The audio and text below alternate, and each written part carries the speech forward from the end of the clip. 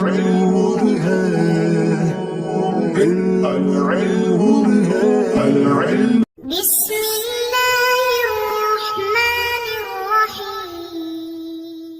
اللهم افتح علينا حکمتک وانشر علينا رحمتک یا والجلال والاکرام۔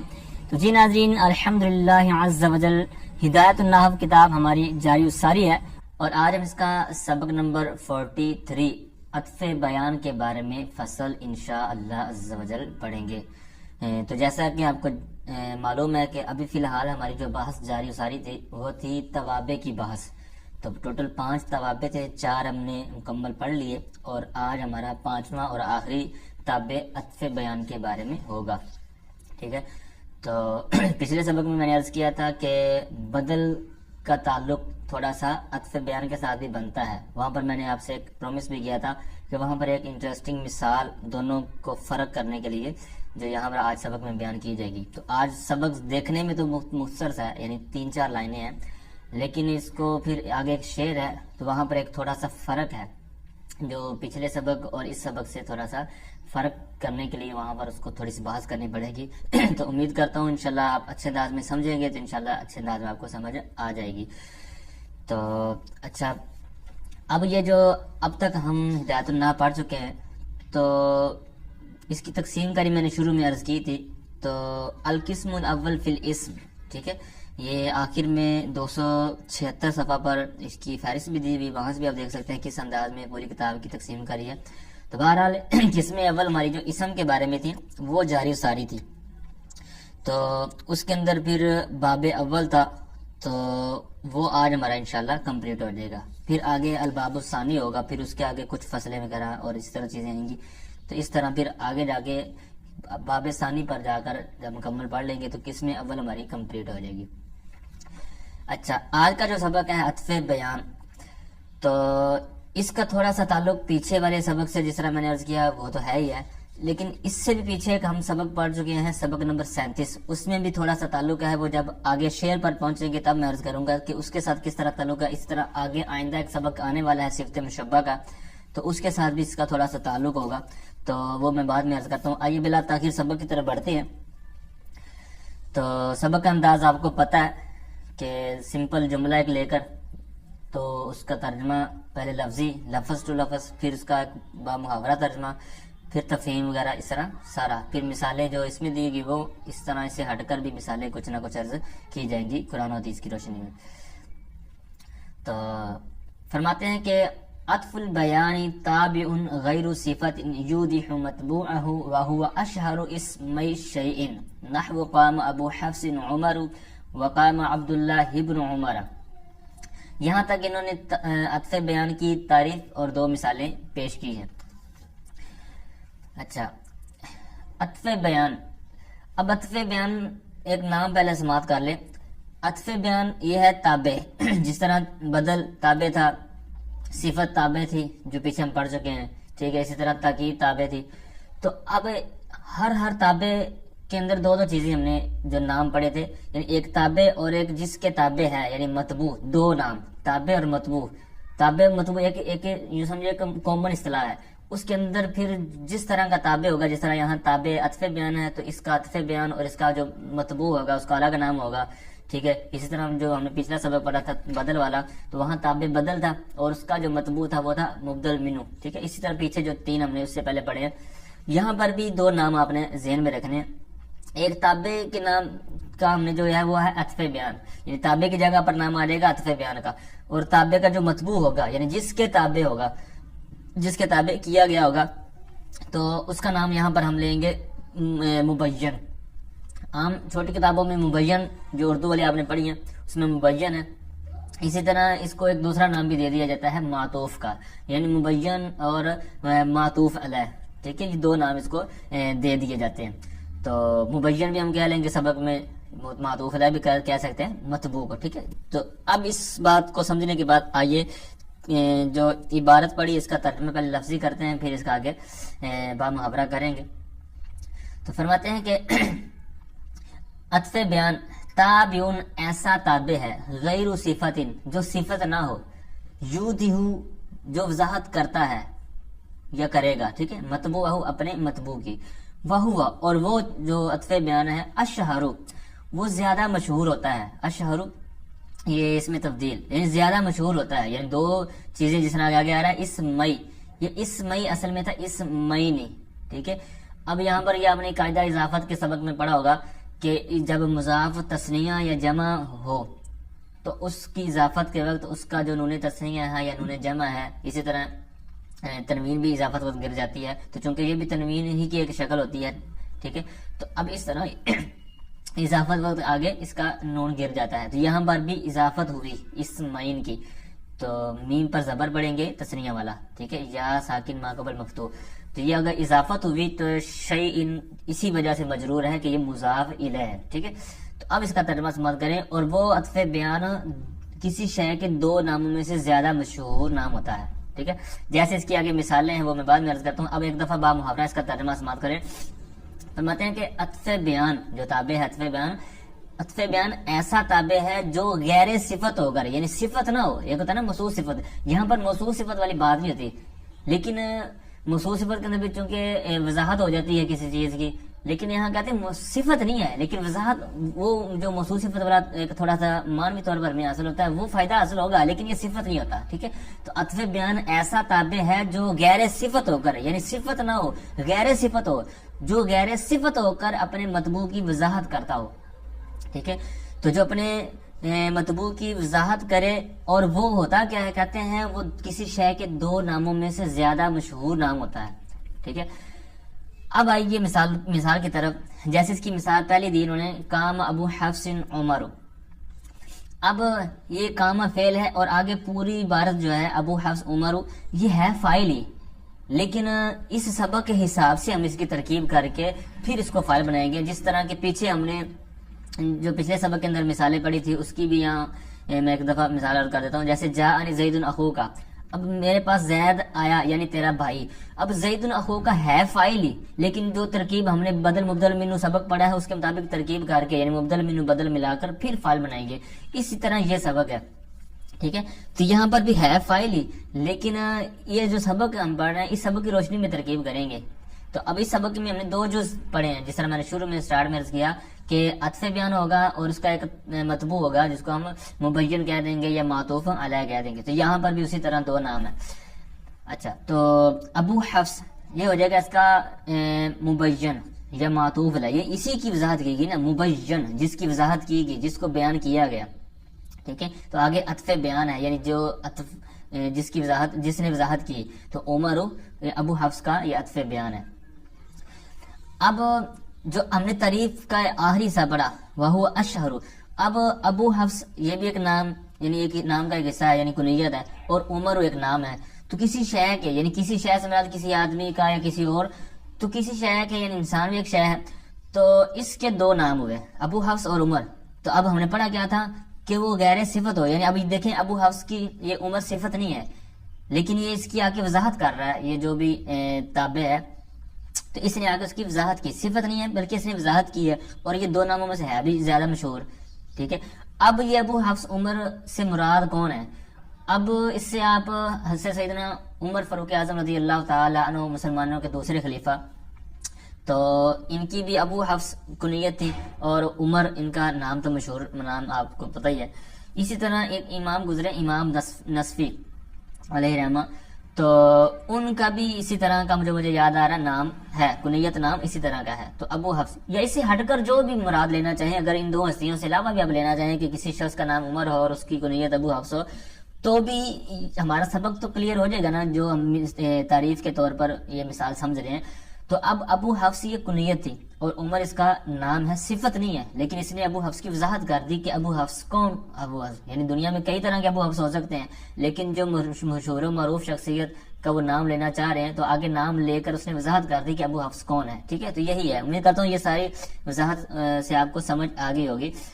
اب کنیت ہوتا کیا ہے یہ بھی کئیوں کو نہیں پتا ہوگا، تو کنیت یہ اہل عرب کا ایک دستور ہے، ٹھیک ہے، جس طرح کہ میرے اور آپ کے آقا صلی اللہ علیہ وسلم کی کنیت ابو القاسم، ٹھیک ہے، تو آپ کے شہزادے کے نام پر ابو القاسم، تو اسی طرح حضرت سیدنا علی رضی اللہ تعالیٰ عنہ کی مشہور کنیت ابو تراب جو حضور السلام نے عطا فرمائی، اور اس کے پیچھے ایک واقعہ ہے.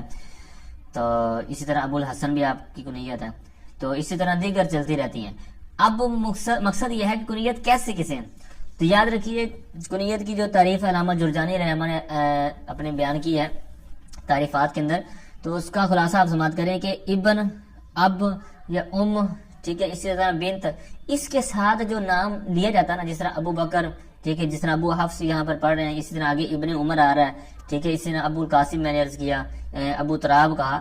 تو یہ اس کے ساتھ جو ذکر ہوتا ہے نا، اب، بنت وغیرہ کے ساتھ، تو اس کو کنیت کا نام دیا جاتا ہے. اور یہ اہل عرب کے ہاں مشہور تھا اور حضور کی سنت بھی ہے. اسی طرح میرے شیخ طریقت امیر السنت کی جو کنیت ہے وہ ابو بلال، ٹھیک ہے. میرے شیخ طریقت کے شہزادے جو ہیں، چھوٹے شہزادے، ان کا نام مولانا بلال، تو ان کی نسبت سے یہ نام کنیت رکھی گئی.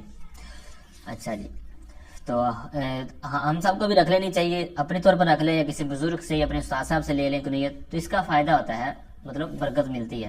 تو میرے شیخ طریقت میرے سنت یہ دورہ حدیث سے فارغ ہونے والوں کو بھی کنیت عطا فرماتے ہیں.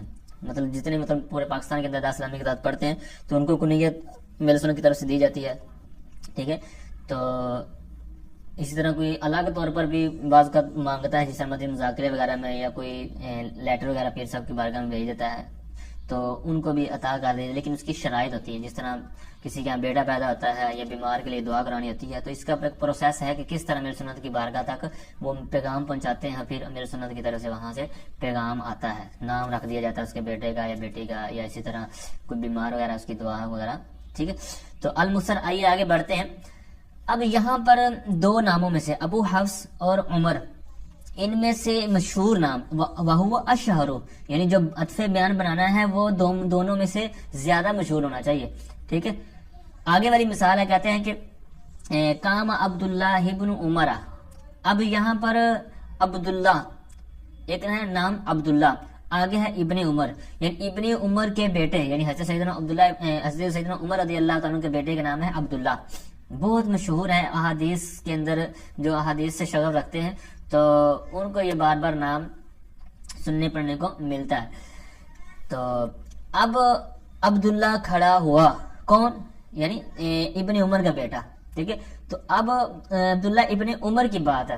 ٹھیک ہے، تو اب یہاں پر جب کہا نا عبداللہ، تو اب جو حدیث پاک کی ایک فیلڈ ہے، تو اس کے اندر 4 مشہور جو عبداللہ کے نام سے صحابی ہیں، جو حدیث زیادہ روایت کرنے والے ہیں. تو 3 تو سب سے زیادہ 3 مشہور ہیں، جن کو عبادل ثلاثہ بھی کہتے ہیں. عبادل ثلاثہ ہی لفظ شاید بولا جاتا ہے. تو ان میں سے جس طرح آگے عبداللہ بن مسعود، عبداللہ بن عمر. ٹھیک ہے، تو اب یہ 3 جو نام ہے، تو اسی طرح ایک چوتھا نام بھی ہے، ایک اور صحابی عبادل اربع بھی ان کے تحت لے لیا جاتا ہے ان کو. تو اب 4 عبداللہ نام کے جو صحابہ ہیں، تو اب ان میں اشتباہ ہو جانا تھا کہ اگر صحابہ میں سے عبداللہ یہاں پر ذکر کر رہے ہیں تو پھر یہ کون سے 4 میں سے.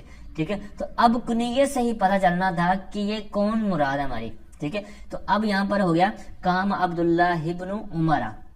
تو اب یہاں پر اب پیچھے والے تھوڑا سا آپ نے غور کیا ہوگا، وہاں کنیت مبین تھی ابو حفص. اب یہاں پر جو کنیت ہے ابن عمر، یہاں پر کیا ہے؟ یہاں عطف بیان ہے. تو یہی انہوں نے کہا کہ واہوا اشہر اسمئی شیئن، یہ کسی شے کے 2 ناموں میں سے زیادہ مشہور نام ہوتا ہے. یعنی جو عطف بیان بنے گا وہ 2 ناموں میں سے مشہور ہوگا، خواہ وہ کنیت بعد میں آ رہی ہو، یعنی عطف بیان بعد خواہ نام آ رہا ہو. اوپر والی مثال میں عمر والی میں عمر نام تھا، اس نے وضاحت کی تھی. اب یہاں پر نام نہیں ہے، اب نام تو عبداللہ ہے، لیکن یہاں پر ابن عمر کنیت آ گئی.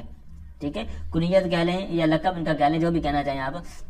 تو اب یہاں پر اس نے آ کر وضاحت کی. نام تو جو نام کی وجہ سے اشتباہ لازم آ رہا تھا کہ 4 عبادل اربع، جس کا میں نے عرض کیا 4 یا 3 کہہ لیں، تو ان کی وجہ سے تو اشتباہ آ جانا تھا کہ پتہ نہیں کون سے مراد ہے. ٹھیک ہے، تو اب یہاں پر 2 میں سے ایک نے آ کر وضاحت کر دی، یعنی 2 ناموں میں سے جو زیادہ مشہور تھا تو اس نے آ کر اس کی وضاحت کی تھی، یعنی وہی عطف بیان ہوگا. ٹھیک ہے، تو یہاں تک جو تعریف ہے ہماری وہ کلیئر ہوئی. اور پھر اس کے تحت 2 مثالیں. اب ابو حفص عمر، اس کا اوپر حاشیہ نمبر 4 انہوں نے لگایا، اس کے نیچے انہوں نے ایک بہت پیارا واقعہ مثال بیان کی ہے فرق کرنے کے لیے. یعنی اب جو پچھلے سبق میں نے وعدہ کیا تھا وہ مثال میں عرض کرتا ہوں، جو حاشیہ نمبر 4 بھی انہوں نے ذکر کی ہوئی ہے. اب پچھلا سبق جو ہم نے پڑھا تھا بدل مبدل منہ میں، وہاں پر ہم نے تعریف کے اندر کیا پڑھا تھا کہ وہو المقصود بالنسبتی، یعنی جو بدل ہے یہ مقصود بالنسبت ہوتا ہے دون مطبوع ہی، نہ کہ اس کا مطبوع، یعنی اس کا جو مبدل منہ ہوگا وہ ہماری مراد نہیں ہوگی، مراد ہماری بدل مبدل منہ میں کیا ہوگی؟ بدل، ٹھیک ہے، نسبت کرنے میں مقصود وہ ہوتی ہے۔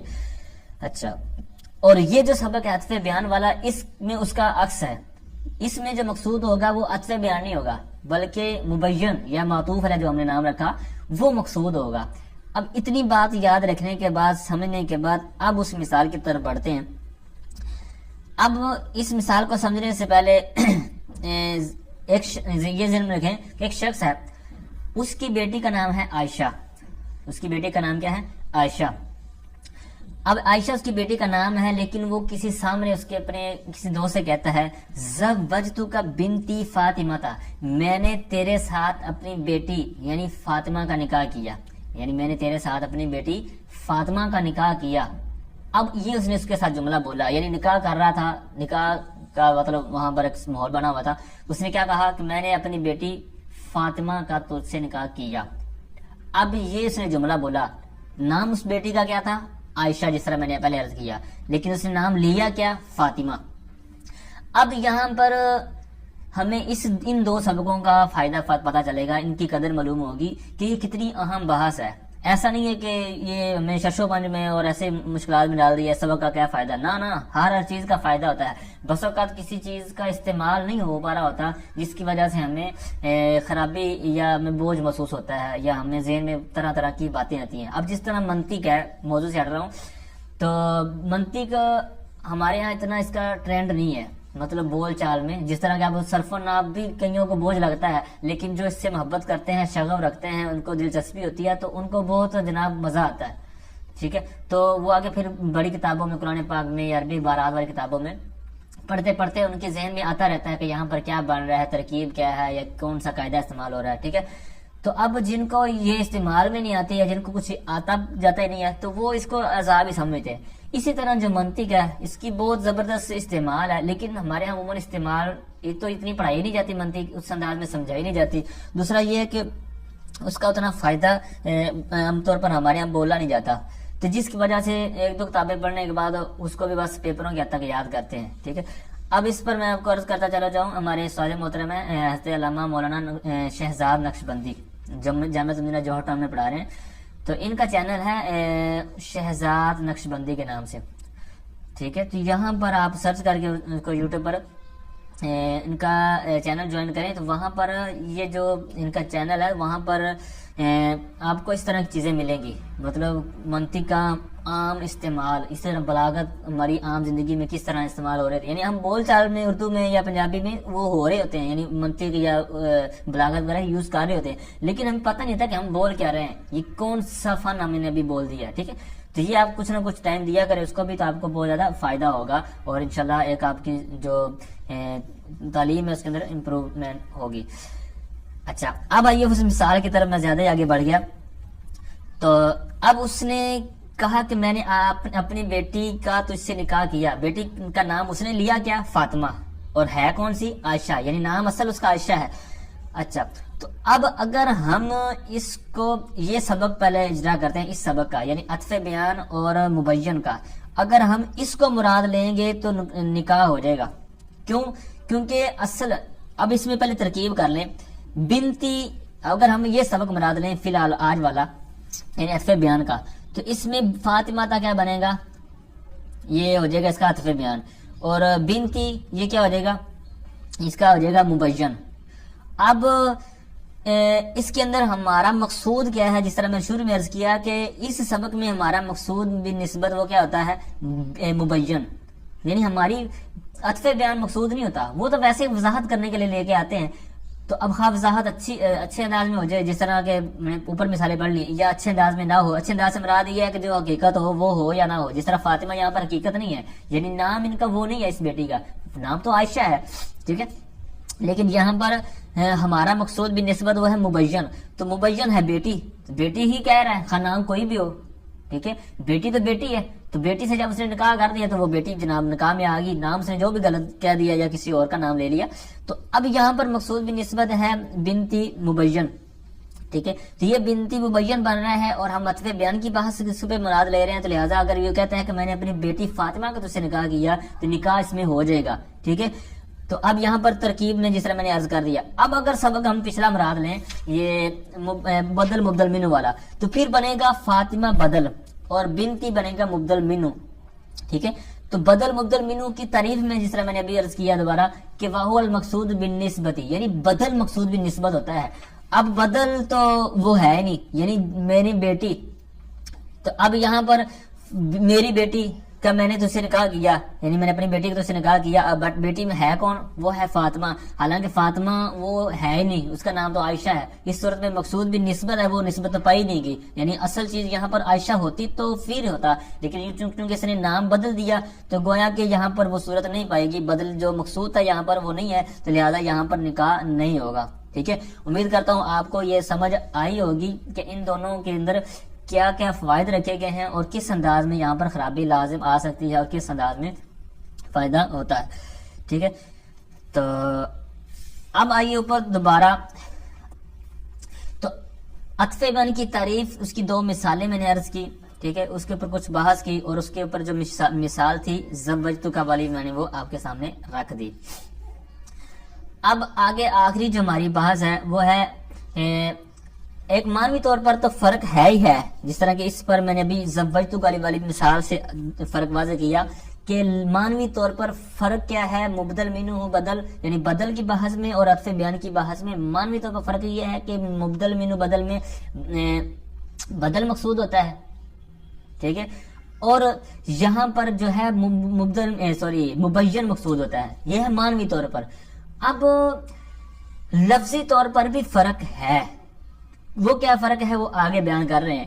اب اس کے اوپر ایک اعتراض ہوتا ہے یا ایک یوں کہہ لیں کہ اس کے اوپر بحث ہے, ولا یلتبس بالبدل لفظا, یہ والی عبارت لانے کا مقصد ہے کیا.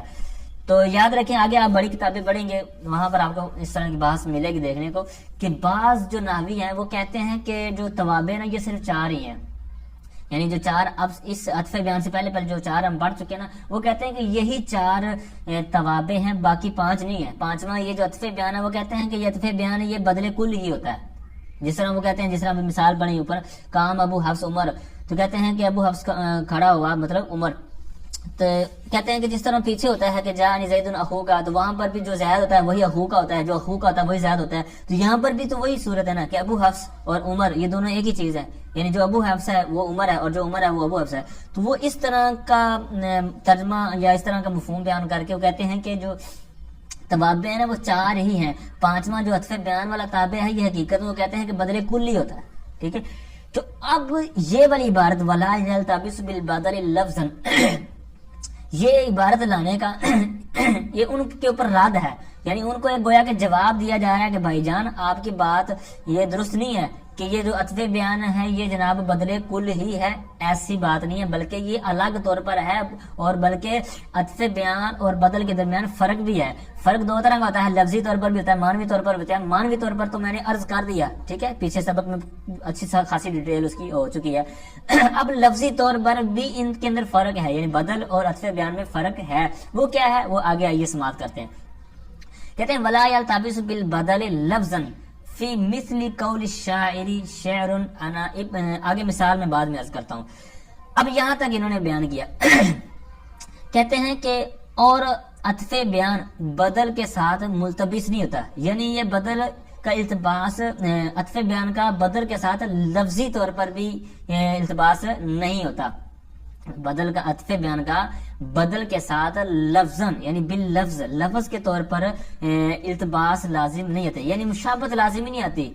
آپ تو اوپر کہہ رہے ہیں نا کہ یہ بھی وہی ہے, یعنی عطف بیان اور بدل جو بدل کل کے طور پر لے رہے ہیں, کہتے ہیں یہ ایک ہی چیز ہے. کہتے ہیں مانوی طور پر تو ہم اوپر آپ کو فرق بیان کر چکے, اب اس سے لفظی طور پر دیکھیں تو لفظاً بھی اس کے ساتھ یہ نہیں ملتا. آپ تو کہتے ہیں کہ جناب یہ وہی چیز ہے, عطف بیان اور بدل کل ایک ہی چیز ہے, لہذا یہ 4 توابع ہوتے ہیں. نا یہ لفظاً مانوی طور پر تو ہم تو واضح کر چکے, لفظی طور پر بھی یہ ایک دوسرے کے ساتھ ملتے نہیں ہیں, ٹھیک ہے. ولا یلتبس بالبدل لفظاً بدل کے ساتھ عطف بیان ملتبس نہیں ہوتا، التباس لازم نہیں آتا لفظی طور پر، ٹھیک ہے. اب اس کے اوپر ایک قاعدہ بیان کر رہے ہیں، کہتے ہیں فی مثل قول الشاعری، شاعر کے قول کی مثل میں. اب شاعر کا نام ہے المراری الاسدی، ٹھیک ہے.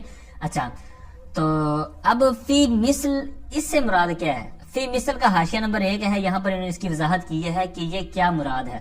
فی مثلی قول شاعر، یہ ایک مثال جو آگے انہوں نے شعر دی ہوئی ہے، تو اس کا مطلب یہ نہیں ہے کہ یہ صرف اس شعر کے اندر ہی بس یہ لفظی طور پر التباس والی جو صورت انہوں نے بیان کی ہے، نہ بلکہ مثل کیا ہے کہ انہوں نے ایک ہمارے سامنے قاعدہ رکھا ہے، جو کہ قاعدہ نیچے آپ دیکھ بھی رہے ہیں حاشیہ کے اندر.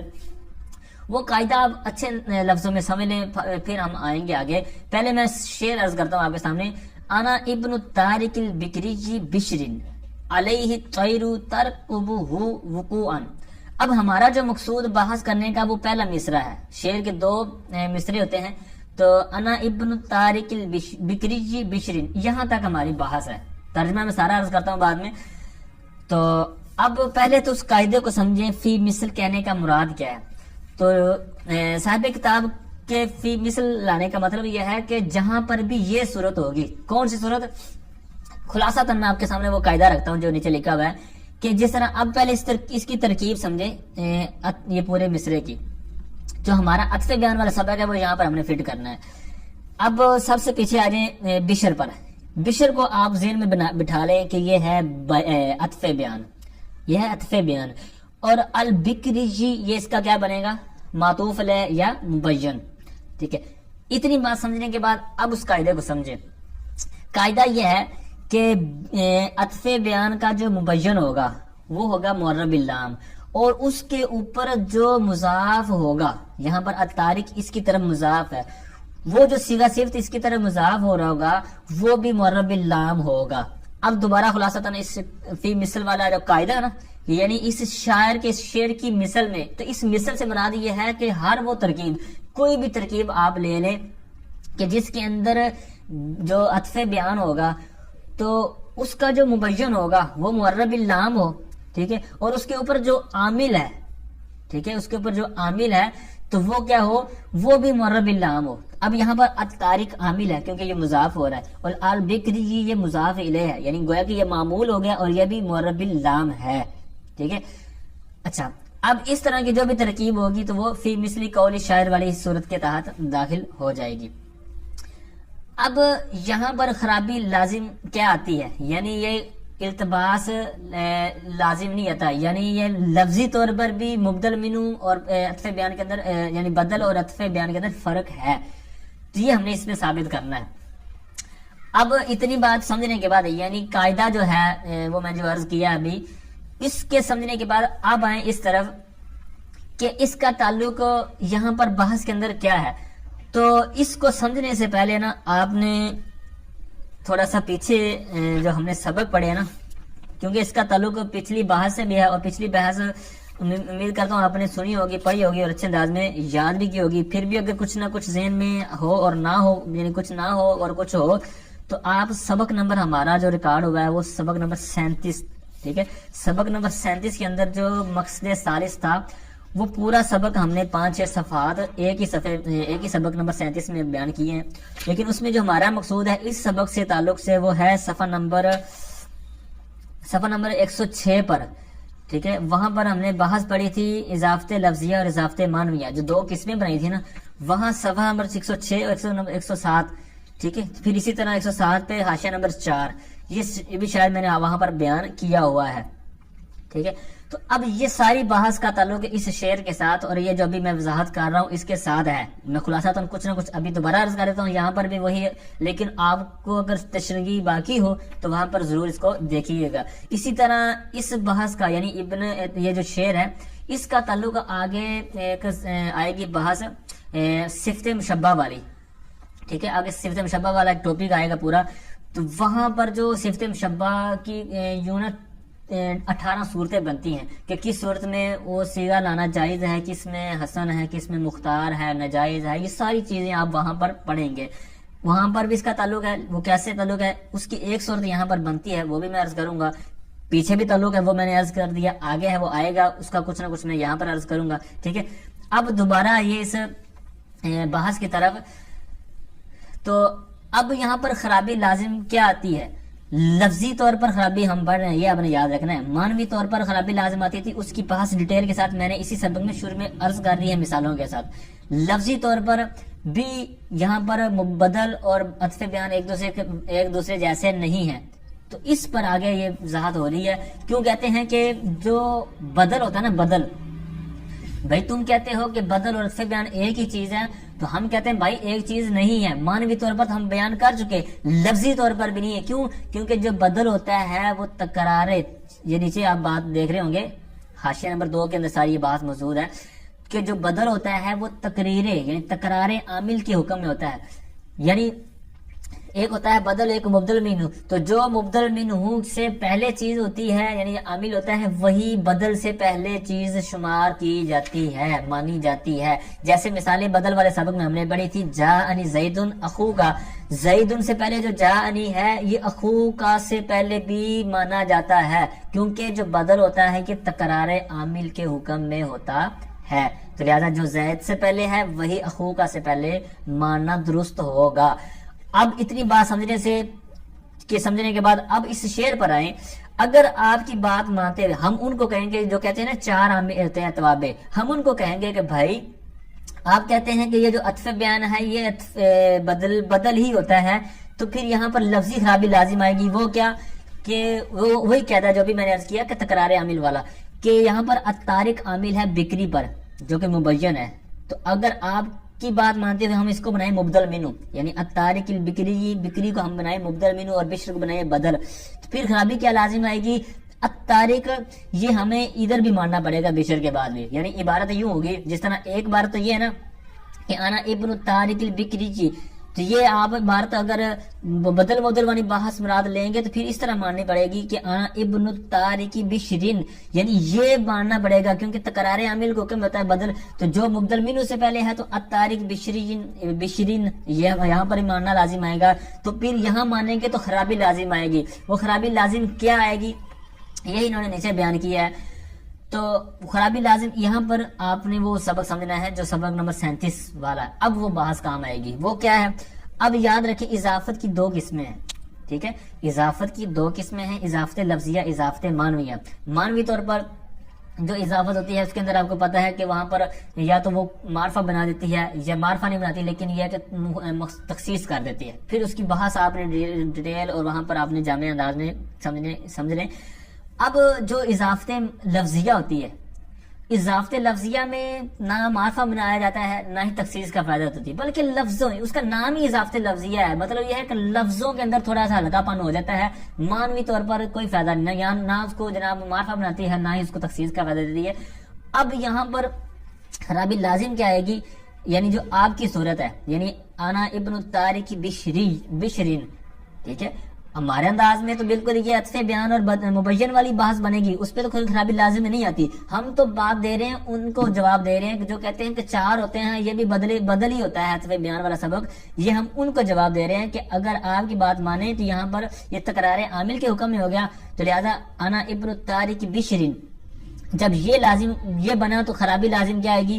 یہ کہتے ہیں کہ فلا یصح لکونہ من باب الضارب زیدن۔ اب یہ الضارب، یہ الف لام ہے اس کے اوپر، یہ صیغہ صفت ہے اور آگے اضافت ہو رہی ہے زید کی طرف۔ اب وہاں پر جو ہم نے پڑھا نا تو اضافت لفظیہ میں، جس طرح یہاں پر بھی یہ اضافت لفظیہ ہے، اضافت مانویہ ہے نہیں، پھر بھی اضافت لفظیہ بس مانویہ اگر کسی کو سمجھ نہیں آ رہی تو ضرور وہ سبق دیکھیے گا، کیونکہ اس سبق کا تعلق اس سے ہے، اگر وہ نہیں آئے گی تو آپ کو ہو سکتا ہے آپ کے اوپر سے یہ گزر جائے، لیکن میں کوشش کرتا ہوں دوبارہ سمجھانے کی۔ وہ بھی اضافت لفظیہ کے اندر 3 طرح کا جو ہے نا سٹیپ لیا جاتا ہے، یا تو اضافت لفظیہ میں جو مضاف ہوتا ہے نا اس میں تخفیف ہوتی ہے، جیسے میں نے کہا نا لفظوں میں تخفیف ہوتی ہے، تو یا تو اضافت لفظیہ میں مضاف مضافلے میں سے صرف مضاف میں تخفیف ہوتی ہے، ٹھیک ہے، یا پھر صرف مضافلے میں ہوتی ہے، یا پھر دونوں میں ہوتی ہے، یعنی مضاف میں ہوتی ہے یہ کہ اس کے اوپر سے تنوین حذف کر دیتے ہیں اضافت کی وجہ سے، اور اس کو آگے اضافت دے دی جاتی ہے، یا پھر مضاف الیہ میں ہوتی ہے. مضاف الیہ سے مراد یہ ہے کہ اس کے اندر ضمیر ہوتی ہے، مضاف الیہ میں ضمیر ہٹا دی جاتی ہے، ٹھیک ہے، اور پھر وہ صیغہ صفت میں آ جاتی ہے. اس کی ڈیٹیل اسی سبق میں موجود ہے، مثالیں بھی موجود ہیں حاشیہ کے جو پر بیان کی گئی ہیں اس سبق میں، ٹھیک ہے. تو یا تو مضاف میں ہوتی ہے، وہ میں نے عرض کر دیا، یا مضاف الیہ میں ہوتی ہے، اس سے ضمیر کو حذف کر دیا جاتا ہے، یا پھر دونوں میں ہوتی ہے. اب یہاں پر کیا کہتے ہیں، یہاں پر یہی خرابی لازم آ رہی ہے کہ یہاں پر اضافت یعنی الطارق بشرین، یہاں پر یہ چیز پائی نہیں جا رہی. بشرین پر ایک تو یہ ہے کہ نہ بشرین میں ضمیر تھی کہ جو حذف کر دی گی، یعنی الطارق بشرین، ٹھیک ہے، اور نہ الطارق پر جو تنوین ہے وہ اضافت کی وجہ سے حذف، نہ اضافت کی وجہ سے تنوین حذف نہیں ہوئی، بلکہ یہاں پر تو الف لام کی وجہ سے تنوین حذف ہوئی ہے. تو اب یہ ساری جو ڈیٹیل آپ نے سنی ہے، تو اس کی مثال وہی جو میں نے پہلے عرض کر دی ہے نا کہ الضارب زید. یہاں پر جو خرابیاں لازم آ رہی ہیں وہی سیم جو اوپر میں نے عرض کر دی نا کہ الطارق بشرین بنانے میں بھی وہی خرابیاں لازم آتی ہیں. اب الضارب زیدن کہتے ہیں فلا یصح لکونہ من باب، یعنی اوپر والی ساری ڈیٹیل یعنی تکرار عامل والی جو اوپر بحث آپ نے سماعت کر لی ہے، کہتے ہیں یہ اسی باب سے ہے کہ یعنی الضارب زیدن. اب الضارب پر جو آگے اضافت ہو رہی ہے، تو یہاں پر جو ضاربن سے الضارب بنا ہے، تو یہ تنوین اضافت کی وجہ سے نہیں حذف ہوئی، بلکہ یہ الف لام، چونکہ الف لام و تنوین جمع نہیں ہو جاتے تو نہیں ہو سکتے، تو اس وجہ سے یہ تنوین حذف ہوئی ہے الف لام لانے کی وجہ سے، ٹھیک ہے. تو پھر آگے جو مضاف الیہ زیادہ وہاں پر ضمیر تھی نہیں، اور نہ تیسرا سٹیپ کے دونوں میں تخفیف ہوئی ہو، تو اس طرح کا کوئی چکر نہیں تھا، لہٰذا اس وجہ سے کہتے ہیں کہ یہ اس کے مشابہ ہو گیا. یعنی انا ابن الطارق بشرین والا اگر آپ بدل والی صورت جو ہم لے کے اوپر ساری ڈیٹیل عرض کی ہے، اگر اس کو اس معنی میں لیں تو یہاں پر جو چونکہ خرابی لازم آتی ہے تو فلا یصح لکونہ والی صورت کہتے ہیں کہ وہ بھی ٹھیک نہیں ہے. اچھا اب آئیں جو ہمارا مقصود ہے کہ یہاں پر عطف بیان والی ہی بحث فٹ ہو سکتی ہے، تو لہذا ہم کہیں گے کہ انا ابن الطارق البکری، یعنی آپ نے بنایا ہے کہ الطارقی بشرین، وہاں پر چونکہ خرابی لازم آ رہی تھی ترک تکرار عامل والی، اور اس کے اوپر ساری آپ نے بحث سنی. اگر ہماری بات مراد ہو تو وہ کون سی، مطلب یہ ہے کہ الطارق بکری جی، یعنی الطارق کا جو اضافت ہو رہی ہے بکری کی طرف. تو اب کہتے ہیں ٹھیک ہے، کیوں ٹھیک ہے؟ کہتے ہیں یہ ایسے ہی ٹھیک ہے جس طرح یہ ایک اور مثال دی جاتی ہے کہ الضارب الرجل، الضارب الرجل. اب وہاں پر کہتے ہیں کہ ٹھیک ہے، یعنی پیچھے میں نیچے میں مثال تھی الضارب زید، الضارب زید، اور یہاں پر مثال دیں گے الطارق البکری پر کہ الضارب الرجل. اب وہاں یہ اس کے مشابہ ہے، لہٰذا یہ اس کے مشابہ ہے، تو یہاں پر کہتے ہیں کہ یہ اضافت کرنا جائز ہے اور ٹھیک ہے، بلکہ حسن ہے. کیوں حسن ہے؟ اب اس کے اوپر اعتراض لازم آتا ہے. اعتراض لازم یہ آتا ہے کہ بھائی ہم نے جب بدل والی بحث کہا تھا تو آپ نے تکرار عامل کی بحث درمیان میں لا کر کہہ دیا تھا کہ اس کے اندر اضافت کا فائدہ نہیں پایا جا رہا، یعنی اضافت لفظیہ تو ہو رہی ہے، تو یہاں پر اضافت لفظیہ والا یہاں پر آپ نے جو کی ہے تو وہاں پر آپ کو کوئی فائدہ نہیں نظر آیا، تو آپ نے ہماری بات کو ریجیکٹ کر دیا. تو آپ جو اضافت کر رہے ہیں بکری کی طرف، یہاں پر بھی تو کوئی فائدہ نہیں نہ پایا جا رہا، لہٰذا عقلاً اور قیاس کا تقاضا تو یہ تھا کہ یہ بھی ناجائز ہو، یعنی جو آپ کی صورت ہے یہ صورت بھی ناجائز ہو، کیونکہ یہاں پر بھی اس طرح کو فائدہ حاصل نہیں ہو رہا تخفیف کا. تو پھر ہم اس کو جواب دیں گے کہ کہتے ہیں آپ کی بات ٹھیک ہے کہ یہاں پر وہ فائدہ حاصل نہیں ہو رہا، لیکن یہاں پر صفحہ نمبر 178 پر جو صفت مشبہ کی 18 صورتیں بنتی ہیں ان میں سے ایک الحسن الوجہ، یہاں پر جو یہ والی صورت بنتی ہے نا، تو اس کو اس صورت پر محمول کیا گیا ہے، یعنی الحسن الوجہ. یہاں پر بھی صیغہ صفت پر الف لام ہے، تو یہاں پر الطارق پر بھی الف لام پر ہے. پھر آگے جو جس کی ذات اضافت ہے الوجہ، وہاں پر بھی وہ اس میں جنس ہے اور اس کے اوپر الف لام ہے. البکری جی یہاں پر بھی اس میں جنس ہے اور اس کے اوپر الف لام ہے، تو لہٰذا اس کے ساتھ اس کی مناسبت ہے، اس کے اوپر اس کو محمول کیا گیا ہے الضارب الرجل کو، ٹھیک ہے. الضارب البکری جی یہ ٹھیک ہے، کس وجہ سے ہم نے کہا تھا کہ الضارب الرجل، اور اس کے اوپر جب اعتراض ہوگا اس کا ہم جواب دیں گے کہ یہ الحسن الوجہ ہی جو صفت مشبہ کی 18 صورتوں میں سے ایک صورت ہے وہ جائز بلکہ حسن قرار دی گئی ہے، مختار قرار دی گئی ہے، تو لہٰذا اس کے اوپر ہم کیا کہیں گے کہ یہ اس کے اوپر معمول ہے، لہٰذا جس طرح وہ مختار ہے جائز ہے لانا ٹھیک ہے، یہاں پر کہتے ہیں کہ الطارق البکری یہ بھی لانا ٹھیک ہے. اب ان کے اندر فرق کیا ہے کہ جو الضارب زید اور اسی طرح الطارق بشرین والا جو تکرار عامل والی ہم نے بات کی تھی، وہاں پر یہ تھا کہ بشر یہ تھا علم، بشر علم تھا، اسی طرح الضارب زید یہ علم تھا زید، تو زید علم تھا، اور الطارق البکری اور الضارب الرجل، بکری اور رجل یہ تھا اس میں جنس. تو اس میں جنس کی طرف اضافت ہوئی، اس میں جنس ہے اور اوپر سے ہے بھی معرب لام، اسی طرح جو اس کا مضاف ہے وہ بھی اس میں صفت کا صیغہ ہے، اس کے اوپر الف لام ہے، لہذا ان دو کنڈیشنز کی وجہ سے، شرطوں کی وجہ سے یہ تو ٹھیک ہے، ٹھیک ہے، الحسن واجہی کے اوپر معمول کرتے ہوئے، اور الدارب بشرین اگر کہیں یا الدارب زید کہیں تو یہاں پر چونکہ بشر اور زید کیا ہے، علم ہے، جس کی وجہ سے یہاں پر خرابی لازم آئی کہ یہاں پر اس طرح کہنا درست نہیں ہے، یہاں پر خرابی لازم آتی ہے، ٹھیک ہے۔ تو امید کرتا ہوں یہ جو کچھ بھی میں نے سمجھانے کی کوشش کی ہے آپ کو سمجھ آئی ہوگی۔ تو آئیے اس شعر کا ترجمہ کرتے ہیں، پھر اسی کے اوپر ایک میں مثال بعد میں عرض کرتا ہوں۔ تو کہتے ہیں کہ اب یہاں پر ہے نا ایک پلوان کا بیٹا ہے، وہ جناب اپنے جو بیٹے کی اپنے باپ کی شان بیان کرتے ہوئے گویا کے درمیان میں اپنی بھی شان بیان کر رہا ہے، کہتے ہیں کہ انا ابن تارکی، میں تارک یہاں مانا ہے قاتل کے معنی میں، ٹھیک ہے، نیچے حاشیے میں موجود ہے، حاشیہ نمبر 3 میں القاتل کے معنی میں، کہتے ہیں کہ میں اس قاتل کا بیٹا ہوں، اس شخص کا بیٹا ہوں جو قتل کرنے والا ہے بکری بشر کو۔ اب بکری بشر جناب بہت بڑا یہ بھی پہلوان تھا، تو کہتے ہیں کہ میں اس شخص کا بیٹا ہوں جو بکری بشر جیسے بہادر کو قتل کرنے والا ہے، علیہ الطیر، جس کے اوپر پرندے ہیں، ترکبہ، جس کے اوپر پرندے انتظار کر رہے ہیں، وقوعاً، اس کے گرنے کا، مطلب کہ اس کے باپ نے فلاں شخص کو، بکری بشر کو جناب مارا، لیکن اس کے بھی روح نہیں نکلی، تو روح نہیں نکلی یعنی اس کو کھانے کے لیے اس کے اوپر پرندے آ چکے ہیں، اور جیسا کہ آپ کو پتا ہے کہ جو پرندے ہوتے ہیں نا، یہ جو مردار ہوتے ہیں نا اس کے اوپر بیٹھتے ہیں، جس کے اندر کوئی روح کی رمق باقی ہو اس کو نہیں ہاتھ لگاتے، اس کو نہیں ٹچ کرتے، بس یہ ان کی کیفیت ہے، ان کا ایک موڈ ہے۔ تو اب یہاں پر اس کے اوپر پرندے اس کا انتظار کر رہے ہیں کہ کب یہ مرے، کب یہ اس کی سانسیں ختم ہو اور ہم اس کو نوچیں، اس کو کھائیں۔ تو یہ تو تھا ترجمہ۔ تو اب اس کے اوپر ایک میں مثال اپنی طرف سے عرض کرتا ہوں۔ اب یا زید التاجر، اب یہاں پر التاجر کو بدل نہیں بنا سکتے، کیوں؟